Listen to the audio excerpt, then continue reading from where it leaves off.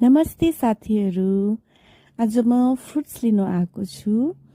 त यहाँ हेर्न सक्नुहुन्छ, यहाँ यो दाजुले कुछ फ्रुट्स निकालेर राख्दैछ। के तपाईहरुले यो फ्रुट्स पहिला देख्नु भएको थियो?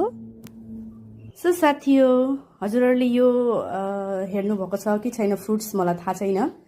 अनि यो हामीले काटेर लिएर आएको छु। अलिकति डोरियन अरे यसको नाम। अनि हामीले निकै लिएर आएको छु। Called King of Fruit. King of fruits अरे हो, यसलाई त किङ अफ फ्रुट्स भन्दो रहेछ।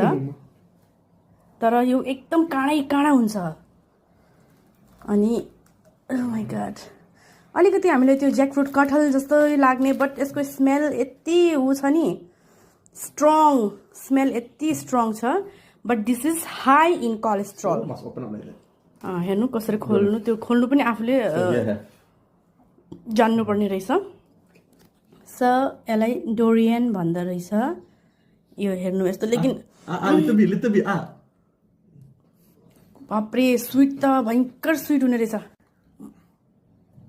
ओ वाउ, हेर कस्तो राम्रो रहेछ। यो चाहिँ एकदम स्वीट हुने रहेछ साथीहरू, एकदमै स्वीट डोरियन भन्दो रहेछ। बट सिरियसली मलाई त थाहा थिएन, हजुरहरूलाई त थाहा थियो होला। मेरो बुढाको मुख हेर्नु न, खुसीले एकदम।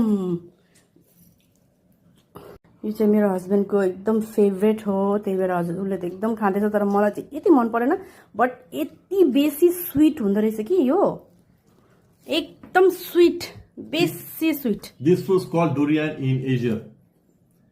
In English called king of fruits. King of fruits. High cholesterol and very heaty.